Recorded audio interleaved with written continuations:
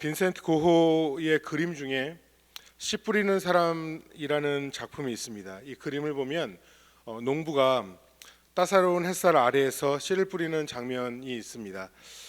뒤로는 이미 멀리 추수할 때가 익어버린 곡식들이 크게 자라고 있고, 앞에는 농부는 곡식이 자라지 않은 그 땅에서 씨를 뿌리고 있습니다.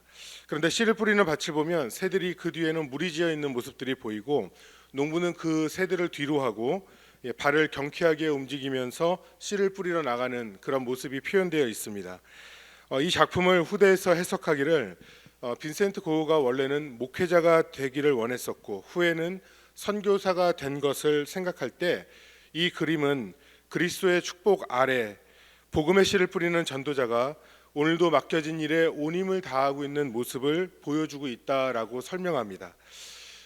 그가 그의 동생 테오에게 쓴 그 편지에 보면은 이 해석의 힘을 더해 줍니다.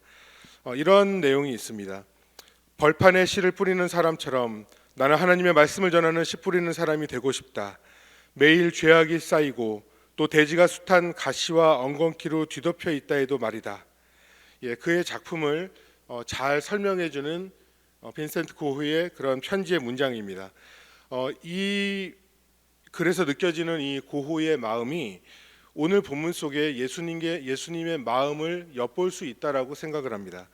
오늘 말씀을 깊이 보기 위해서 먼저 오늘 짧은 구절이지만 이 비유를 먼저 좀 잘 정리해 보면 좋겠습니다. 이 비유에 등장하는 인물은 단 한 명이죠. 씨를 뿌리는 사람입니다. 벌어진 사건은 씨를 4개의 다른 밭에 뿌렸다는 것입니다. 하나는 길가, 돌밭, 그리고 가시떨기, 그리고 좋은 땅에 뿌렸습니다. 그리고 각각의 밭에 뿌려진 씨가 전혀 다른 결과를 내었다는 것입니다.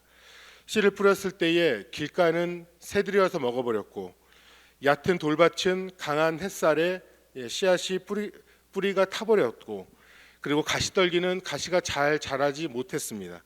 그리고 옥토에 떨어진 씨는 무성이 자라나서 결실하여서 30배, 60배, 100배의 결실을 맺었다라고 본문은 말합니다. 자, 이 비유를 보면 이 비유 속에서 언급하고 있지 않은 것들이 좀 있죠. 하나는 씨를 뿌리는 자가 누구인지 말하고 있지 않습니다. 다른 하나는 언제 뿌렸는지를 말하고 있지 않습니다. 13절부터 20절에는 예수님께서 해석을 해주시는데 이렇게 말씀하시죠. 씨는 말씀입니다. 그리고 새들은 뿌려진 말씀을 빼앗는 사탄을 말합니다. 돌밭은 환난과 박해인 것이고 가시떨기는 세상의 유혹과 염려와 욕심을 나타내고 있습니다. 그러니까 비유의 해석은 이런 것입니다. 말씀을 사탄이 빼앗은 곳, 이 장소를 길가로서 얘기하고 있고, 환난과 박해로 그 말씀의 뿌리가 얕아지고 결국에는 오래 견디지 못하는 것이 돌밭이라는 것입니다. 그리고 세상의 염려와 유혹으로 말씀이 잘 자라나지 못하는 곳을 가시떨기로서 설명하고 있다는 것입니다. 저희가 잘 이해할 것으로 생각을 합니다. 그런데 이 말씀을 먼저 묵상할 때에 말씀을 받은 성도의 4가지 마음 밭으로 연결해서 이해하면은 쉬울 것 같은데, 예수님께서는 이 비유를 하나님 나라의 비밀이 드러나는 그런 비유로 말씀하셨다는 것을 저희는 염두에 두어야 할 것입니다.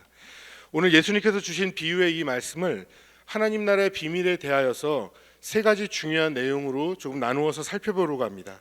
조금 다르게 접근하여서 보다 더 본문을 깊이 알기를 원하는데, 첫 번째로 저희들이 알아야 하는 것은 씨를 뿌리는 이는 예수 그리스도라는 사실입니다.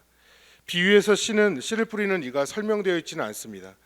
그런데 4장 14절을 보니까 예수님께서는 뿌리는 자는 말씀을 뿌린다라고 말씀을 하고 계세요. 그리고 4가지 밭에 대해서 설명하시는데 누가 뿌리는지에 대해서는 설명하고 있지 않지만, 이 장면은 너무나 선명하게 말씀의 씨를 뿌리시는 분은 지금 이 비유를 주시는 당신인 예수 그리스도라는 것을 그 자리에 있던 사람들은 누구나 인식할 수 있었던 것이죠. 예수님께서는 말씀을 전하시는 것, 말씀을 선포하시는 것을 그의 사역의 가장 중요한 것으로 삼으시고 예수님은 늘 말씀을 전하셨다라는 것을 저희는 너무나 잘 알고 있습니다. 성령에 이끌려서 광야에서 40일의 유혹을 받으시고 그 시험을 이겨내셨습니다. 그리고 세례 요한이 붙잡히셨다는 소식을 듣고 예수님은 그의 사역을 본격적으로 시작하는데 마태복음 4장 17절을 보면 성경은 이렇게 말씀합니다. 이때부터 예수께서 비로소 전파하여 이르시되 회개하라 천국이 가까웠느니라. 그 이후에 예수님께서는 그의 첫 제자인 베드로와 안드레 그리고 야고보와 요한을 부르신 후에 마태복음 4장 13절에서는 이렇게 말씀합니다. 예수께서 온 갈릴리에 두루 다니사 그들의 회당에서 가르치시며 천국 복음을 전파하시니, 예수님이 하셨던 세 가지 사역을 말한다면 하나는 가르치는 사역이고, 하나는 고치는 사역이고, 하나는 선포하는 사역입니다. 그 중에 예수님께서 말씀을 전하고 가르치시는 사역을 주님이 먼저 하셨다는 것을 우리가 기억할 수 있기를 원합니다. 사랑하는 여러분, 예수님께서는 말씀을 전하시는 것을 왜 중요시하셨고 이것을 가장 먼저 사역하셨습니까? 바로 이 말씀은 생명이기 때문에 그렇습니다.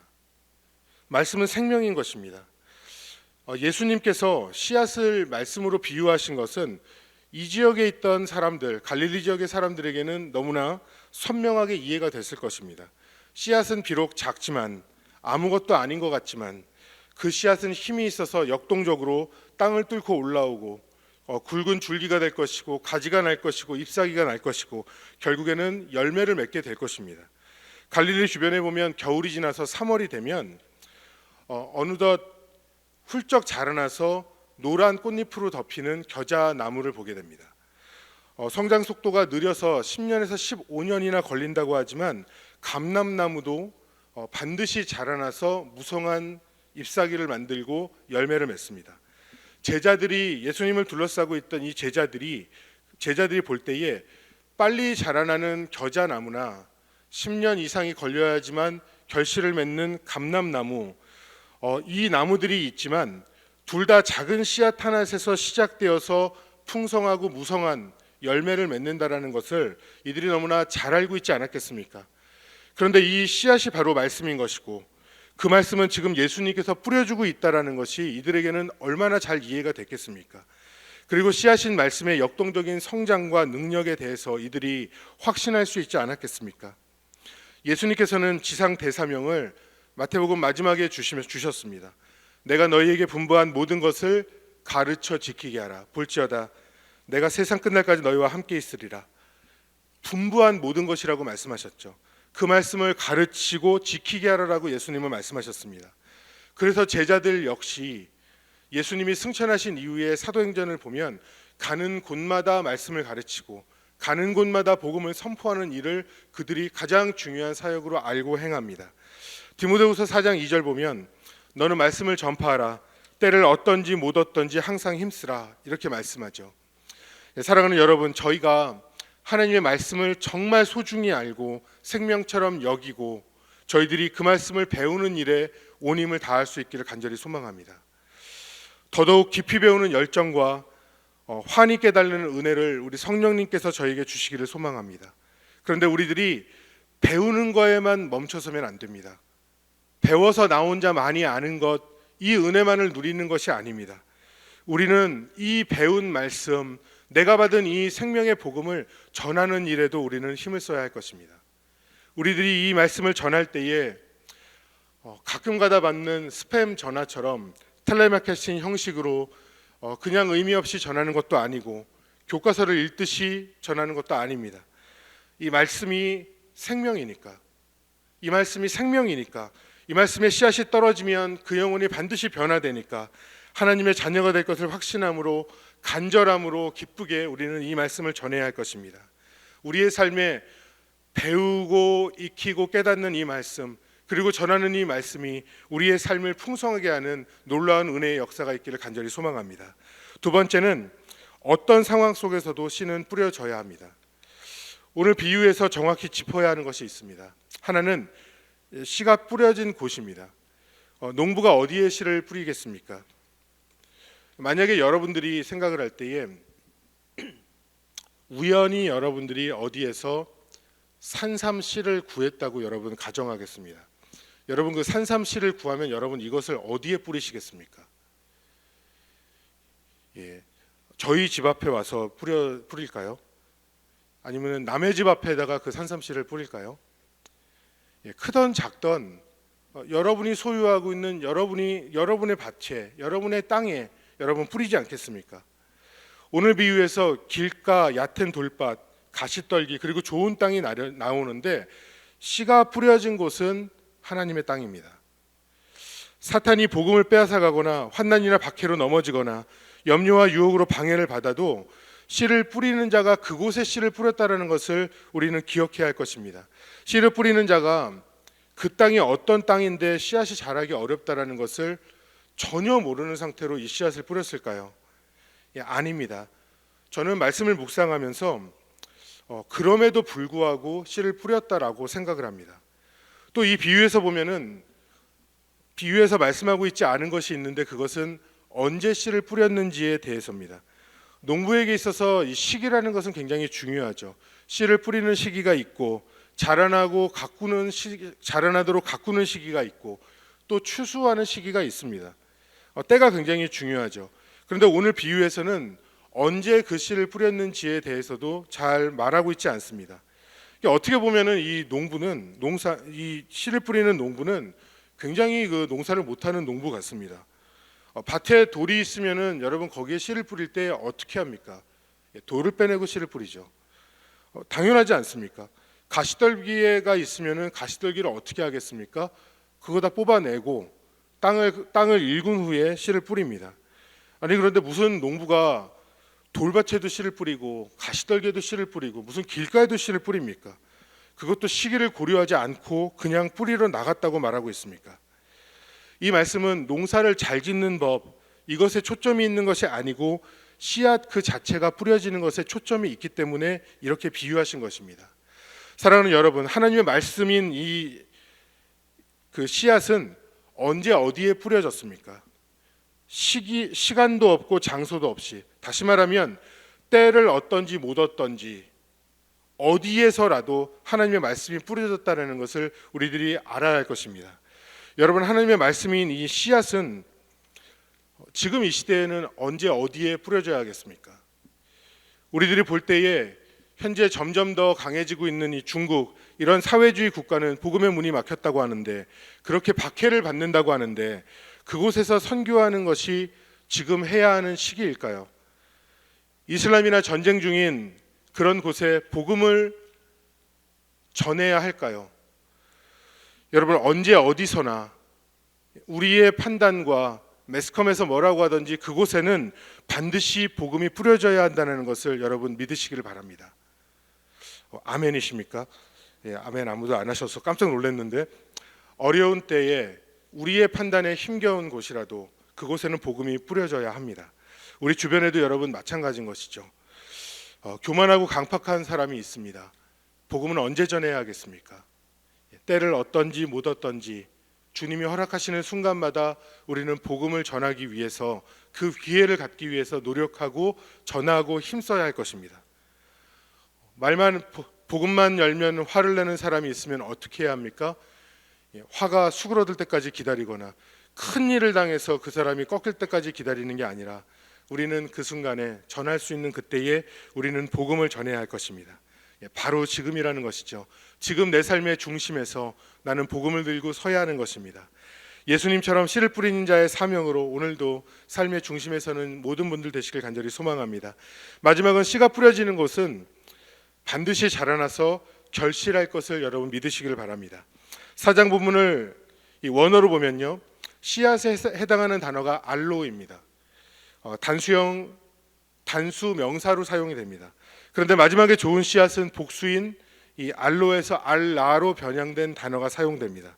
그러니까 길가에, 이렇게 원어로 보면 이런 겁니다. 길가에 씨앗 하나를 심었고 돌밭에 씨앗 하나를 심었고 가시떨기 위에 씨앗 하나를 심었는데 그것들은 다 죽고 자라나지 못하였는데 좋은 땅에 나머지 모든 씨앗을 심었더니 그곳에 30배, 60배, 100배의 결실을 이루었다는 것입니다.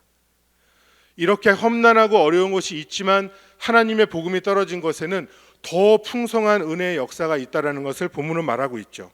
또 씨앗의 비유에서 열매 맺지 못한 씨앗들이 그 죽어가는 장면은 모두 단순 과거형으로 이 동사가 표현된 그 동사가 적혀져 있는데 반해서 좋은 땅에 떨어진 씨앗이 30배, 60배, 100배의 열매를 맺었다라고 할 때는 미완료형으로 되어 있습니다. 다시 말하면 열매 맺지 못한 씨앗들은 속도감 있게 이것은 다 죽었다고 끝나지만 이것과는 비교도 안 되게 풍성하게 자라나는 이 좋은 땅에 있는 씨앗들이 생생하게 커가고 풍성한 결실을, 이 열매를 맺어가는 것을 오늘 본문은 보여주고 있다는 것입니다. 여러분, 무슨 말입니까?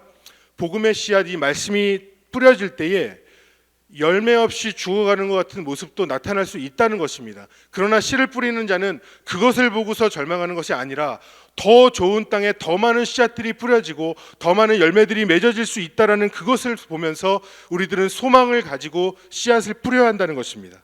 우리에게도 동일한 것입니다. 눈앞에 있는 열매가 없을지라도 우리의 눈은 전능하신 하나님을 바라보고 우리의 믿음은 그분의 거룩한 손으로 행하시는 전능하신 일, 하나님이 행하시는 일을 우리들은 기대해야 하는 것입니다. 이 씨앗은 예수님의 말씀이고 말씀은 생명입니다. 여러분, 이 생명이 떨어지는 곳마다 우리 주님께서 책임지시고 역사하시고 은혜를 주신다는 것, 우리는 그것을 믿을 수 있기를 원합니다. 여러분, 1500년대 미국의 교회가 어디 있었습니까? 아무것도 있지 않았습니다. 여러분, 1800년도에 대한민국의 교회가 어디 있었습니까? 하나도 있지 않았습니다. 그런데 그곳에 말씀이 뿌려지고 또 뿌려지니까 그곳에 교회가 생겨나고 그곳에 믿는 자들이 넘쳐나고 세계 선교를 위하여서 헌신하는 자들이 나타나는 그런 놀라운 역사가 미국과 한국과 지금도 온 세계에 일어나고 있지 않습니까? 우리들이 말씀이 뿌려질 때에, 우리들이 그 복음의 말씀을 전할 때 우리 주님께서 역사하신다는 것을 오늘도 기억하고, 내가 말씀을 너무나 사모하고 이 말씀을 전하며 이 말씀을 가르치며 이 말씀을 선포하는 삶을 오늘도 살아갈 수 있는 저와 여러분 될 수 있기를 우리 주 예수님의 이름으로 간절히 축원합니다.